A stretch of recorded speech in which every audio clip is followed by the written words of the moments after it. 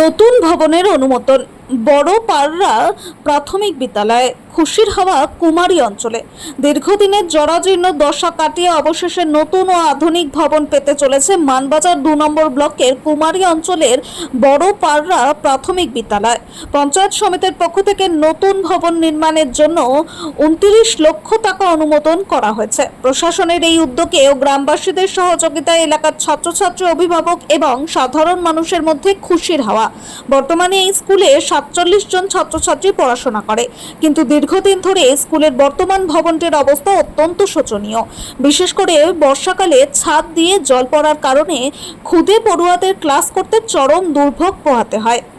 পড়াশোনার এই বেহাল দশা কাটাতে বিদ্যালয় কর্তৃপক্ষ সরাসরি ব্লক প্রশাসনের দ্বারস্থ হয়। প্রশাসনের তৎপরতা ও গ্রামবাসীদের জমিদান খবর পেয়ে তৎপরতার সাথে পদক্ষেপ নেন মানবাজার 2 নম্বর ব্লকের বিটিও, পঞ্চায়েত সমিতির সভাপতি এবং অন্যান্য আধিকারিকগণ। তারা বড় পাররা প্রাথমিক বিদ্যালয় পরিদর্শনে যান এবং স্কুল চত্বরে গ্রামবাসীদের সাথে একটি জরুরি আলোচনায় বসেন। নতুন স্কুল ভবন তৈরির প্রধান অন্তরায় ছিল উপযুক্ত জমির অভাব। প্রশাসনের আশ্বাসে এবং সন্তানদের উজ্জ্বল ভবিষ্যতের কথা মাথায় রেখে বড় পাররা গ্রামের 4 জন গ্রামবাসী স্বেচ্ছায় জমি দিতে এগিয়ে আসেন। তারা হলেন সুনীল মুর্মু, অভিরাম মুর্মু, রবি মুর্মু, বিশ্বজিৎ মুর্মু।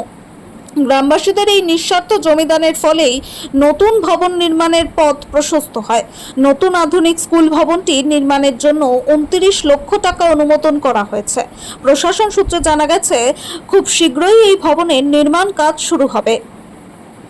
এটা কিছুদিন আগে গেছিলাম বড় পান্ডা স্কুল বা আরও যাওয়া হয়েছিল। ওখানে আমরা স্কুল গিয়ে দেখি যে স্কুলটার খুবই বেহাল অবস্থা। এমনকি স্কুলটা স্টুডেন্ট কিন্তু ভালোই আছে, প্রায় 47 জন।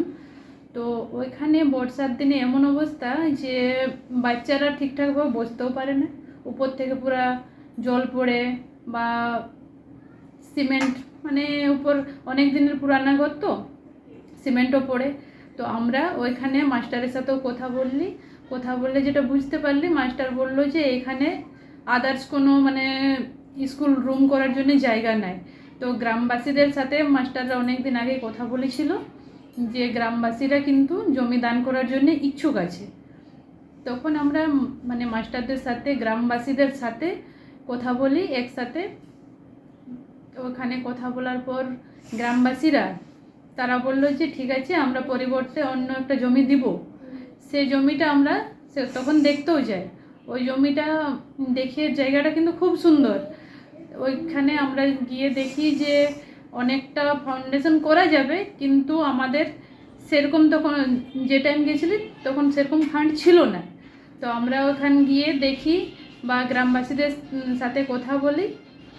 গ্রামবাসীরা মানে জমিটা আমাদের স্কুলের নামে দান করে দিয়েছে আপাতত। আমরা আপাতত কালকে 24/6/2026 আমাদের অর্থপূর্তের মিটিং ছিল পঞ্চায়েত সমিতির। সেখানে আমরা স্কুলটা নতুনভাবে নির্মাণ করার জন্য আমরা 29 লাখ টাকা বরাদ্দ করেছি। খুব শীঘ্রই আমাদের কাজটা শুরু হবে। তারপর আমরা ওখানে আমাদের স্কুলটা শিফট করে দেবো, বড় পান্ডা স্কুলটা। যখন বড়পাড়া প্রাথমিক বিদ্যালয়ে প্রথম জয়েন করি তখন থেকে আমি দেখি যে বিদ্যালয়ের একদম করুণ অবস্থা। চারদিকে জলের ছোপ ছোপ দাগ এবং বর্ষাকালে বিশেষ করে উপর থেকে চাই পড়তে থাকে। সেই সময় আমি আমাদের বড়পাড়া গ্রামবাসী এবং আমাদের অভিভাবকদের সাথে তৎক্ষণাৎ একটা মিটিং করি যে এটার কীভাবে কি সমাধান করা যায়।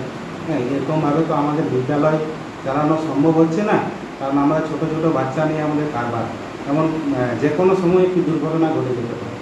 সেটা আলোচনা হয়। তারপরে ওনারা বলেন যে আমাদের তো আর জমি সেরকম নেই।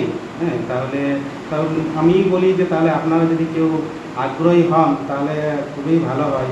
আমরা আমাদের এই সন্তান সমান বাচ্চাদেরকে একটি ভালো জায়গায় পড়াতে পারবো, একটা বিদ্যালয়ের সুন্দর পরিকাঠামো দিতে পারবো। তখন সেইখান থেকে উঠে আসে 4-5 জন যারা বলেন যে হ্যাঁ, আমরা জমিদান করব আমাদের বিদ্যালয়ের সাথে, আমাদের পরবর্তী ভবিষ্যতের কথা চিন্তা ভাবনা করে।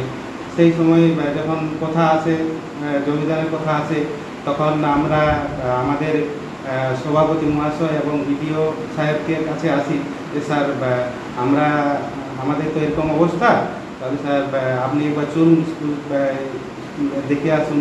হ্যাঁ, এবং কি আমরা মিটিং করে দেখেছি যে জমিদাতারা মানে জমিদান করার জন্য গ্রামবাসীরা আগ্রহী হয়ে আছেন, আপনারা একবার চলুন। সেই সময় সভাপতি ম্যাডাম এবং বিডিও সাহেব আমাদের বিদ্যালয়ে গেছিলেন, গিয়ে সমস্ত কিছু পরিদর্শন করলেন এবং তখনই বললেন যে যারা জমিদাতারা যারা ছিলেন তখন উপস্থিত করে বললেন আপনারা একবার আমার চেম্বারে আসুন, আমাদের সাথে সবার সাথে একবার মিলেমিশে আলোচনা করে তারপরে পরবর্তী পদক্ষেপের জন্য আমরা এগিয়ে যাব। তারপরে আমরা বিডিও সাহেব এবং ম্যাডামের কাছে আসি এবং আলোচনা হয়। তাতে আমরা বিডিও সাহেব এবং ম্যাডামকে মানে অনেক আমাদের স্কুল সম্পর্কে আগ্রহী হয় যে না এরকমভাবে তো স্কুল চলতে পারে না। তারপরে সভাপতি ম্যাডাম এবং স্যারে আমাদেরকে ওই রেজিস্ট্রি করার জন্য যেতে বলে এবং রেজিস্ট্রি করার সমস্ত খরচপত্র থেকে শুরু করে গাড়ি ব্যবস্থা সভাপতি ম্যাডাম আমাদের জন্য করে দিয়েছেন, এই জন্য অশেষ ধন্যবাদ। এবং পরবর্তীকালে যখন জমি দান করা হয়ে যায় তারপরে আমরা ম্যাডামের কাছে এবং বিডিও সাহেবের কাছে আমরা সবাই আবার আসি যাতে যে স্যার জমিদান তো হয়ে গেছে, তাহলে এবার নতুন বিল্ডিংয়ের ব্যবস্থা যদি করা যায়। তারপরে ম্যাডাম এবং স্যার গতকাল আমি শুনলাম যে আমাদের বিদ্যালয়ের জন্য একটা অঙ্ক মানে মোটা অঙ্ক একটা করেছেন, এই স্যাংশন করেছেন এবং আজকে এসে জানলাম যে অতি শীঘ্রই আমাদের নতুন মানে একটা ভবন বা স্কুল তৈরি হচ্ছে।